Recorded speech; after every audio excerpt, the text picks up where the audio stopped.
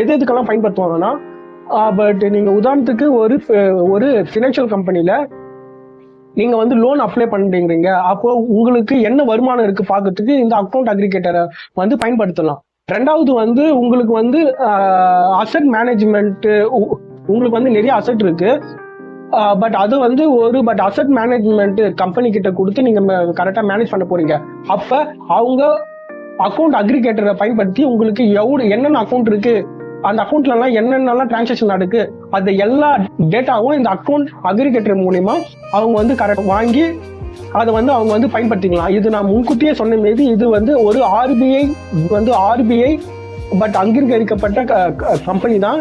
இதோட ஒரே எய்ம் வந்து நம்மளோட ஃபினான்ஷியல் இன்ஃபர்மேஷனை நம்மளோட பட் அனுமதியோட அடுத்தவங்களுக்கு ஷேர் பண்ணது தான். இப்போ சப்போஸ் அந்த ஓடிபி உங்களுக்கு வருது, அக்ரிகேட்டர் ஓடிபின்னு ஒன்று வரும், அந்த ஓடிபி நீங்க வந்து அவங்க கிட்ட சொல்லலைன்னா உங்களோட இன்ஃபர்மேஷன் வந்து அவங்களுக்கு போவாது. அந்த ஓடிபியை நீங்க சொல்லிட்டீங்கன்னா உங்களோட அந்த இன்ஃபர்மேஷன் வந்து போகும். இதுதான் அக்கௌண்ட் அக்ரிகேட்டர்னா என்னன்ட்டு பேசிக் இன்ஃபர்மேஷன்.